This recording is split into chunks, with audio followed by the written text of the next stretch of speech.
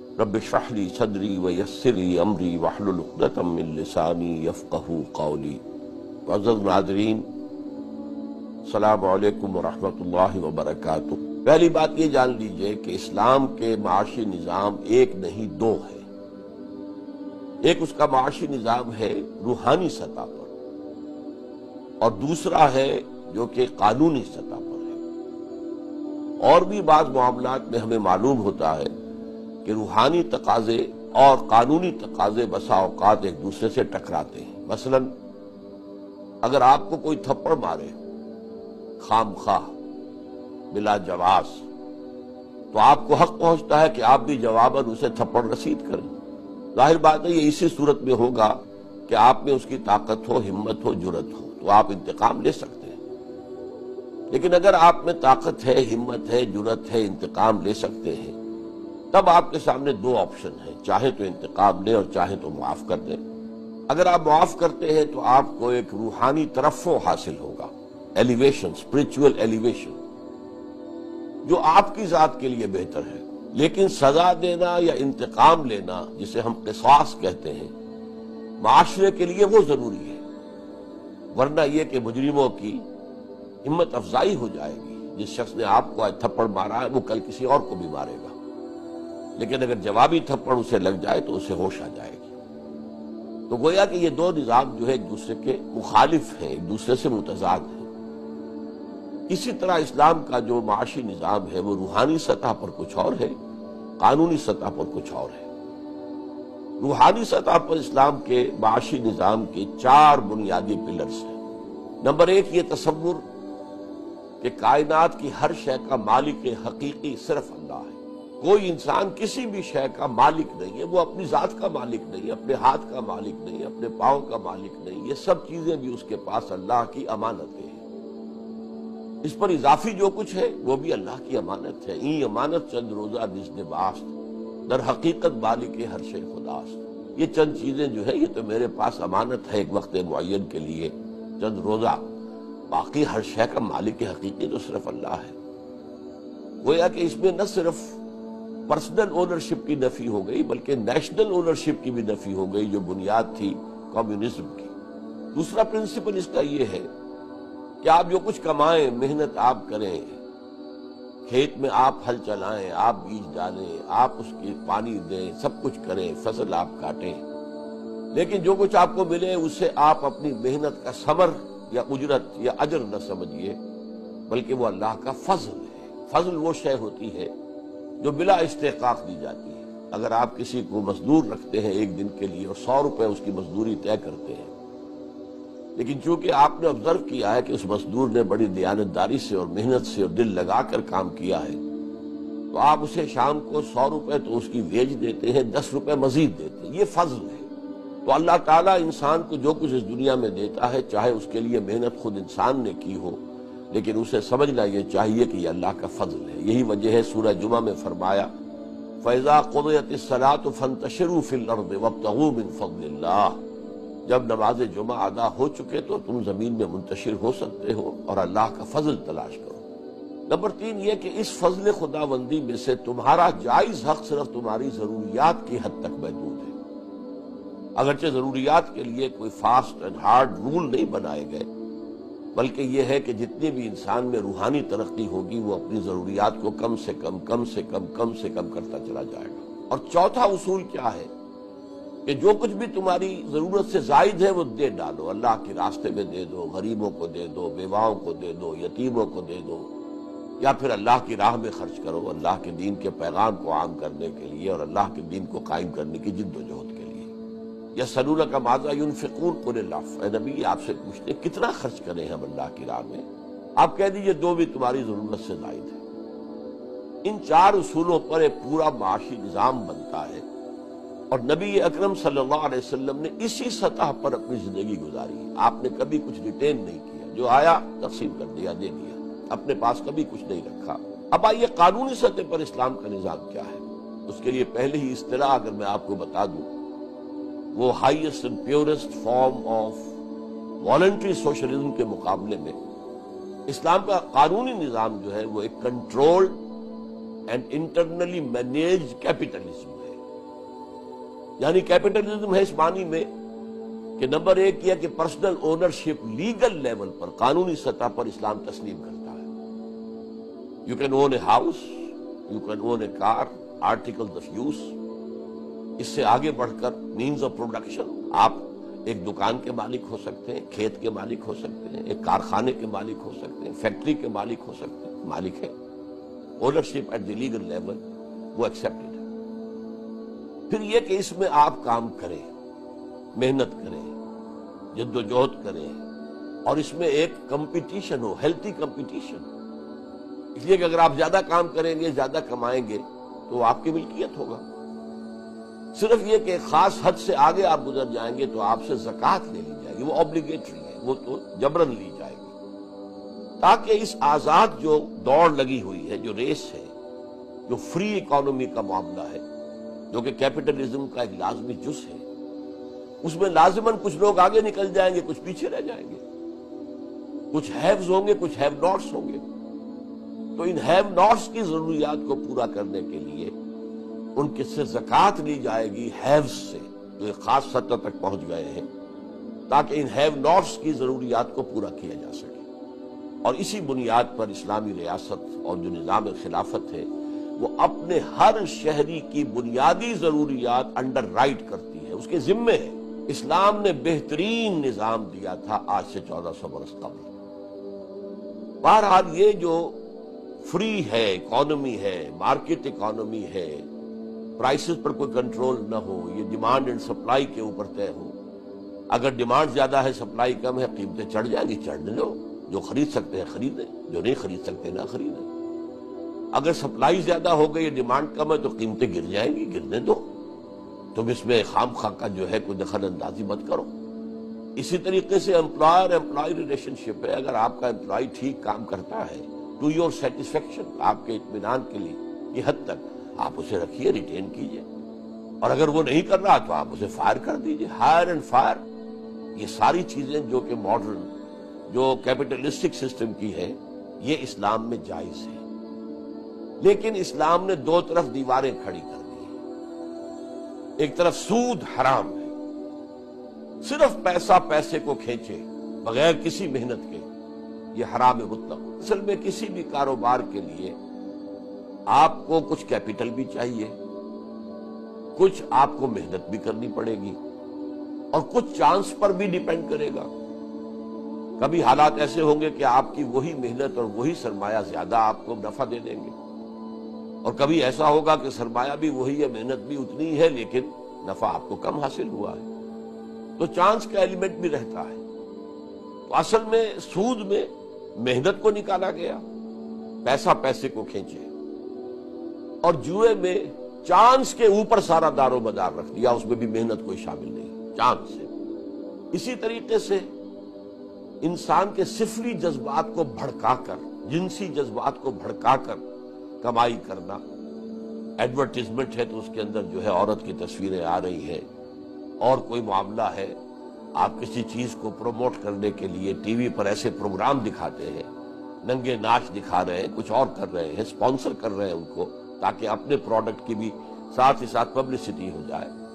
تو یہ فلموں کا جو سارا نظام ہے، ڈراموں کا نظام ہے، اس میں ناچ اور گانے ہو رہے ہیں، یہ سب کیا ہے؟ انسان کے سفلی جذبات کو مشتعل کر کے کمانا، حرام۔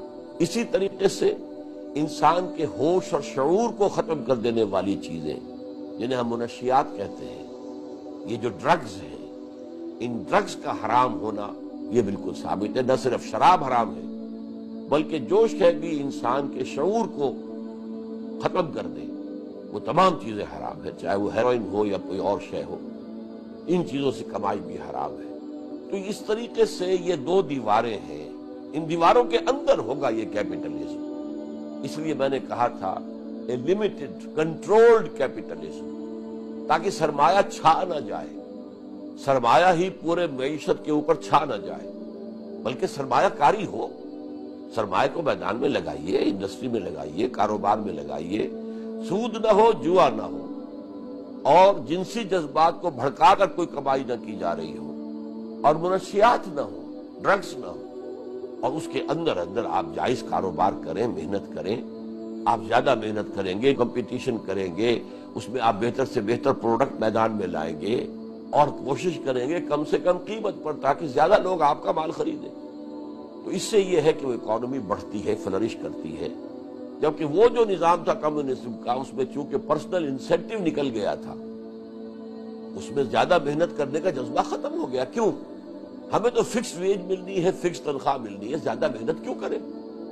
لہذا وہاں پر ٹو ورک مور اس کے لیے کوئی انسینٹیو نہیں تھا، لیکن یہ کہ اس کیپٹلزم میں انسینٹیو تھا، لہذا کیپٹلزم جیت گیا، کمیونزم ہار گیا۔ اسلام میں آپ نے دیکھا کہ ایک طرف کیپٹلزم ہے، فری اکانومی ہے، مارکیٹ اکانومی ہے، فورسز آف دی مارکیٹ کو مانا گیا ہے، ریٹس کو کنٹرول کرنا نہیں چاہیے، ریٹ جو ہے نارمل ڈیمانڈ اور سپلائی کے اوپر گھٹیں بڑھیں چلنے دو۔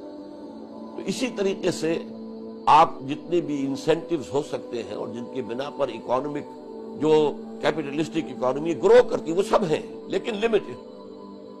اب سود کا جو میں نے عرض کیا تھا کہ جو ننگا سود ہے، براہ راست سود، وہ تو اتنی حرام شے ہے، اتنی حرام شے ہے، صرف پیسہ پیسے کو کما رہا ہو، جس کے ساتھ کوئی لیبر نہیں ہے، کوئی رسک لینے کو تیار نہیں ہے، قرض دیتا ہے لیکن وہ یہ نہیں ماننے کو تیار کہ اگر میرا یہ شخص جو مجھ سے قرض لے رہا ہے وہ کاروبار کرے، اس میں اس کو خسارہ ہو جائے تو میں بھی کچھ خسارہ برداشت کروں۔ وہ خسارے میں اور نفع میں شیئر کرنے کو تیار نہیں، وہ تو اپنا فکسڈ جو ہے وہ منافع لے گا۔ نتیجہ یہ کہ اس کی دولت بڑھتی چلی جائے گی، اس کا اگر کاروبار بیٹھتا تو بیٹھ جائے، وہ اگر دیوالیہ ہوتا تو ہو جائے، لیکن یہ کہ کیپٹلسٹ کا تو جو ہے وہ سرمایہ آتا چلا جائے گا۔ اسلام میں اس کی دو شکلیں ہیں جو جائز کی گئی ہیں۔ ایک ہے جسے مضاربت کہتے ہیں، ایک تو مشارکت ہے کہ کچھ لوگ مل کر وہ اپنا سرمایہ بھی جمع کر لیں تاکہ ان کے پاس زیادہ سرمایہ ہو انویسٹ کرنے کے لیے، اور اپنی محنت بھی جمع کر لیں، مل جل کر کام کریں۔ تو یہ شراکت ہے، اس شراکت کے اوپر کوئی پابندی نہیں ہے، اس شراکت سے جو کچھ بھی منافع حاصل ہو تقسیم کر لیجئے، اور جو کچھ نقصان ہو اسے بھی سب مل کر بیئر کریں۔ شراکت تو بہترین شکل ہے کاروبار کی جو اسلام جس کی اجازت دیتا ہے۔ ایک مضاربت ہے، ایک شخص کے پاس پیسہ ہے لیکن وہ کسی وجہ سے کام نہیں کر سکتا، بوڑھا ہو گیا ہے یا عورت ہے بوڑھی ہو گئی ہے یا کوئی مرض لاحق ہے کسی کو، تو وہ اپنا پیسہ کسی کو دیتا ہے کہ وہ کاروبار کرے، اس کو مضاربت کہتے ہیں۔ اس مضاربت میں ظاہر بات ہے نفع ہوگا تو اسے بھی ملے گا، اور کہا جا سکتا ہے کہ یہ بھی بغیر محنت کے نفع مل رہا ہے، لیکن اس کو کاؤنٹر کر دیا گیا اسلام میں کہ اگر خسارہ ہوگا تو سارا مال والے کے ذمہ ہوگا، وہ ورکر جو ہے، عامل جو ہے، جس کو کہ قرض دیا گیا تھا یا پیسہ دیا گیا تھا مضاربت پر، وہ نقصان کا ذمہ دار نہیں ہوگا، نقصان پورا کا پورا اس ظلم مال پر آئے گا، صاحب مال پر آئے گا جس نے کہ مال دیا تھا انویسٹ کر کے کاروبار کرنے کے لیے۔ تو یہ چیز کاؤنٹر کر رہی ہے اس کو کہ رسک اس میں زیادہ ہے، اس میں رسک جو ہے، ورنہ مشارکت میں تو سب کے سب اس رسک کو شیئر کرتے ہیں، نفع بھی آئے گا تو تقسیم کریں گے اور منافع بھی ہوگا تو سب مل کر اسے بیئر کریں گے، نقصان اگر ہوگا تب بیئر کریں گے۔ لیکن یہاں یہ کہ نقصان پورا کا پورا جو مالک ہے جس نے پیسہ دیا ہے اس کے اوپر ہوگا، مضارب کے اوپر کوئی ہرجانہ نہیں ہے۔ یا پھر ایک شکل جو جائز کی گئی ہے وہ ہے رینٹنگ، کہ آپ نے ایک مکان بنایا ہے اور اسے آپ نے کرائے پہ لے لیا۔ یہاں بھی یہ شک ہوتا ہے اور جائز شک ہے کہ یہ اپنے سرمایہ پر کما رہا ہے، اس نے کوئی محنت اس میں نہیں کی، یہ مکان بنا کے دے دیا ہے، مکان کا کرایہ لے رہا ہے، جائز ہے، سوائے اس کے کہ مکے کی زمین کا کرایہ جو ہے حرام کر دیا گیا ہے، اور اسے حضور نے فرمایا من اکل کرا ارض مکہ فقط اکل الربا، جس شخص نے مکے کی زمین کا کرایہ لیا اس نے گویا کہ ربا لیا ہے، سود لیا ہے، سود جتنا کچھ حرام ہے اتنا ہی یہ بھی حرام ہے، اس لیے کہ وہاں لوگ آتے ہیں اپنا ایک مذہبی فریضہ ادا کرنے کے لیے، اور اتنے لوگ آ جاتے ہیں کہ ظاہر بات ہے وقتی طور پر کرایہ آسمان پہ چڑھ جاتے ہیں۔ حاجیوں کو سب سے زیادہ جو پے کرنا پڑتا ہے وہ تو وہاں کا کرایہ ہے جو مار دیتا ہے انہیں، اس کو حرام قرار دیا حضور نے۔ البتہ کرائے پر عام عمارتیں آپ عام گھر دے سکتے ہیں، اور اس میں کیا فرق ہے کہ اگر آپ نے 10 لاکھ کا مکان بنا کر اور اس پر آپ نے 1000-2000 روپے کرایہ لے لیا تو وہ ایک شکل ہے، اگر آپ نے 10 لاکھ کسی کو دیے اور وہ کاروبار کرتا ہے اس کاروبار میں دونوں چیزیں موجود ہیں، نفع بھی ہو سکتا ہے، نقصان بھی ہو سکتا ہے۔ جبکہ مکان جو اس نے لیا، اس سے وہ کیا لے گا؟ 1 مہینے رہے گا صرف نا، اس میں کسی نقصان کا امکان نہیں، اس کے لیے کوئی نفع کا معاملہ نہیں ہے، ایک فکس بینیفٹ ہے جو اس نے حاصل کیا ہے۔ اور یہ جو مکان ہے یہ سرمایہ کی فلوئڈ فارم نہیں ہے، مائع فارم نہیں ہے جو گھٹ سکتی ہے، بڑھ سکتی ہے، بلکہ یہ تو در حقیقت سرمایہ ہے، اس کی فکس صورت ہے، اس کا فکس کرایہ آپ نے لے لیا، یہ جائز ہے۔ تو اس طریقے سے اسلام نے وہ جو ننگا معاملہ ہے، آپ نے بینک میں روپا رکھا اور کھایا اس کا سود، حرام مطلق، حرام مطلق، حرام مطلق۔ بینک سے قرض لیا، اس پر سود دیا، چاہے آپ نے مکان بنانے کے لیے لیا، چاہے اپنے کاروبار کو وسعت دینے کے لیے لیا۔ کاروبار اتنا کرو جتنی پونجی تمہارے پاس ہے، اوور ڈرافٹ کیوں لیتے ہو، اوور ٹریڈنگ کیوں کرتے ہو؟ اسی طریقے سے اور بہت سی چیزوں کو حرام کیا گیا ہے کہ جس میں چانس کا پہلو زیادہ آ جاتا ہے، یا جس میں یہ کہ محنت کے بغیر کمانے کا پہلو زیادہ آ جاتا ہے۔ لیکن اصول جو مجھے آپ کو سمجھانا ہے وہ یہ ہے کہ لیگل لیول پر اسلام ایک کنٹرولڈ اور انٹرنلی مینیجڈ کیپٹلزم ہے۔ اس میں سرمایہ کاری، محنت، جد و جہد، اس میں کمپٹیشن، اس میں مارکیٹ فورسز، اس میں تمام چیزیں وہ ہیں کہ جن کی بنا پر کیپٹلزم جیت گیا اور کمیونزم ہار گیا۔ لیکن یہ ہے کہ اس کو کنٹرول کیا گیا ہے، سرمایہ کو چین کیا گیا ہے، اسے جو ہے پابند کیا گیا ہے، کچھ اس کے اندر جو ہے زنجیروں میں جکڑا گیا ہے۔ یہ جن جو ہے یہ پوری معیشت کے اوپر چھا نہ جائے گا۔ میں یہاں ذکر کر دوں کہ جب انسان نے کرنسی ایجاد کی تھی تو ایچ جی ویلس لکھتا ہے اپنی ہسٹری آف دی ورلڈ میں کہ انسان کو معلوم نہیں تھا کہ کتنا بڑا طوق اس نے اپنی گردن میں ڈال لیا ہے۔ اس سے پہلے انسان کی اکانومی کیا تھی؟ Barter system. ایک آدمی نے کھیت میں کام کیا، ہل چلایا، گندم پیدا کی ہے، ایک آدمی وہ ہے جس نے سوت کھاتا ہے اور پھر کرگے کے اوپر بیٹھ کر اس نے کپڑا بنا ہے۔ تو یہ ایکسچینج کرتے تھے، بھائی تم اتنی گندم مجھے دے دو، یہ 1-2 تھان کپڑے کے تم لے جاؤ۔ تو اس کے اندر کوئی جمع کرنے کا، کوئی سٹور کرنے کا، کوئی ہولڈنگ کا کوئی امکان ہی نہیں تھا۔ کتنی گندم آپ ہولڈنگ کر لیں گے، کتنا کپڑا آپ اپنے پاس رکھ لیں گے۔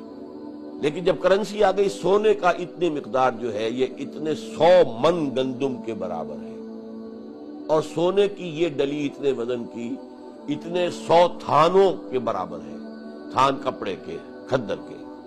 اب معلوم ہوا کہ اپنے تجوری میں اگر سونا رکھا ہوا ہے تو آپ اس کی بنیاد پر مارکیٹ کو مینیپولیٹ کر سکتے ہیں۔ زیادہ مال خرید لیں گے، مارکیٹ کے اندر جو ہے وہ قیمتیں چڑھ جائیں گی، اور اب ریلیز کریں گے تو قیمتیں گر جائیں گی۔ اس کی بنا پر مارکیٹ مینیپولیٹ ہو جاتی ہے صرف اس وجہ سے کہ آپ نے ایک کرنسی ایجاد کر لی۔ اب ہوتے ہوتے کیا ہوا، پیپر کرنسی رہ گئی۔ پہلے تو کم سے کم کرنسی وہ ہوتی تھی جس کی اپنی انیشیل ویلیو تو کچھ تھی نا، انٹرنسک ویلیو۔ سونا ہے، اگر 1 تولہ ہے تو اس کی یہ قیمت ہے۔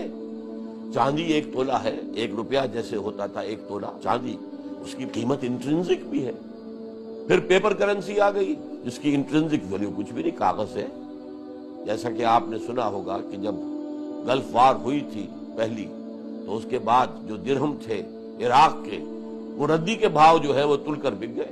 ان کی کیا حیثیت رہ گئی؟ کچھ بھی نہیں، ختم ہو گئی، کرنسی 0 ویلیو ہو جائے۔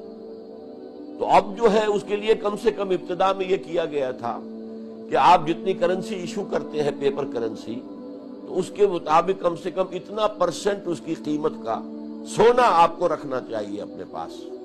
اور اس پر لکھا ہوتا تھا کہ یہ ڈالر کوئی شخص اگر پریزنٹ کرے گا، اتنا تولہ جو ہے سونا وہ اس کے عوض حاصل کر سکتا ہے، وہ کلیم کر سکتا ہے کہ میرے یہ ڈالر ہے، مجھے گولڈ دو۔ اب وہ معاملہ بھی ختم ہوا، کوئی گولڈ کی بیکنگ نہیں رہی، اور کوئی بینک جو ہے پابند نہیں ہے، کوئی حکومت پابند نہیں ہے کہ وہ آپ اگر $100 کا نوٹ ان کے سامنے رکھیں کہ یہ میرا سونا مجھے دے دو، وہ نہیں ملے گا۔ گورنمنٹس اور بینکس اس کے پابند نہیں ہیں۔ تو یہ ہوتے ہوتے کمپلیکیشن ہو کر اس معاملے کے اندر وہ انتہائی تباہ کن قسم کی اکانومی اس وقت دنیا میں ہے، اور خاص طور پر سٹاک ایکسچینج جو ہے وہ تو گویا کہ کسی اکانومی کو اٹھانے اور گرانے کے اندر بہت بڑا ایک فیکٹر ہے۔ آپ کسی چیز کی حصص خرید لیجئے، اس کی قیمت بہت اونچی ہو جائے گی، ایک دم ریلیز کر دیجئے، زمین میں بیٹھ جائے گا۔ اور آپ کو معلوم ہے کہ اسی طریقے سے East Asian countries, South East Asia کی کنٹریز میں سے کئی کی اکانومی کو بٹھا دیا گیا۔ ایک شخص اس نے پلان بنایا اور اکانومیز ختم ہو گئی۔ اس حوالے سے اسلام کا نظام میں پھر دہرا رہا ہوں کہ ایک نظام روحانی ہے، ہر شے کا مالک اللہ ہے، ہم صرف امین ہیں، امانت دار ہیں، کسٹوڈین ہیں، ٹرسٹیز ہیں، اور جو کچھ تمہیں دنیا میں ملتا ہے چاہے تم نے کتنی ہی محنت کی ہو وہ اللہ کا فضل ہے، تمہاری محنت کا ثمرہ نہیں ہے۔ نمبر 3، جو کچھ ملا ہے اس میں تمہارا جائز حق صرف تمہاری ضروریات کی حد تک ہے، اگرچہ ضرورت کو وہاں پر ڈیفائن نہیں کر دیا گیا، ہارڈ اینڈ فاسٹ رول نہیں ہے، یہ آپ کا والنٹری ہے، کتنی ضرورت آپ اپنی کم کرتے ہیں۔ اور چوتھے یہ کہ جو کچھ اس کے سوا ہے وہ اللہ کی راہ میں دے دو، غریبوں کو، مسکینوں کو، یا اللہ کے دین کی اشاعت اور اس کے اقامت کی جدوجہد میں۔ اب یہ نوٹ کر لیجئے کہ اسلام کا جو اکنامک سسٹم لیگل لیول پر ہے، which is a controlled capitalism اور انٹرنلی مینیجڈ بائی زکوٰۃ، یہ جو کیپٹلزم ہے کسی معاشرے میں ہو، لیکن اس میں روحانی لیول کے اوپر کوئی بھی لوگ نظر نہ آئے تو وہ نظام مؤثر نہیں رہے گا۔ کوئی نہ کوئی لوگ ہر معاشرے میں ایسے رہنے چاہیے، اور لوگ دیکھتے تھے کہ اصل عزت ان کی ہے، سرمایہ داروں کی نہیں ہے۔ وہ بات نہیں تھی چینج آف ویلیوز کہ ایک شخص دولت مند ہونا چاہیے، چاہے اس نے ہیروئن کی وجہ سے دولت کمائی ہو، سمگلنگ کی وجہ سے کمائی ہو، بلیک مارکیٹ کے ذریعے سے کمائی ہو، جوئے سے کمائی ہو، کسی شے سے کمائی ہو، عزت جو ہے وہ دولت مند کی ہے، نہیں۔ ایک ایسا معاشرہ جس میں اصل عزت، لوگوں کا احترام، لوگوں کا ادب، لوگوں کی طرف سے تعظیم ہوتی ہو ان کی، کہ جو اس روحانی سطح پر زندگی گزار رہے ہیں، تو یہ لوگ پیس میکرز بن جاتے ہیں۔ سوسائٹی کے اندر ویلیوز وہ سیٹ کرتے ہیں، لوگ ان ویلیوز کی قدر کرتے ہیں، ان کو فالو کرنے کی کوشش کرتے ہیں، تو اس سے ایک بیلنس قائم ہوتا ہے کہ وہ کنٹرولڈ کیپٹلزم بھی زیادہ مضر نہیں رہتا بلکہ وہ مفید بن جاتا ہے، انسینٹیو دے کر پروڈکشن کو بڑھانے کے لیے۔ اللہ تعالی ہمیں توفیق دے کہ دنیا کے کسی ایک سائزیبل ملک میں یہ نظام معیشت قائم کر کے دنیا کو دکھا سکے کہ اکنامک جسٹس جو ہے در حقیقت اس نظام کے تحت دنیا میں آ سکتا ہے، ورنہ کیپٹلزم کے ذریعے سے ممکن ہے، اور خاص طور پر اب جب کہ وہ کیپٹلزم گلوبلائزیشن کی طرف جا رہا ہے تو یہ گویا کہ سرمایہ داری اور سرمایہ کاری اور کیپٹلسٹک نظام جو ہے اب وہ گلوبل ہونا چاہتا ہے۔ اس کے مقابلے میں اگر اسلام کا نظام نہ آیا تو نوع انسانی بہت بڑی بدبختی سے دوچار ہو جائے گی۔ اقول قولی ھذا واستغفر اللہ لی ولکم ولسائر المسلمین والمسلمات۔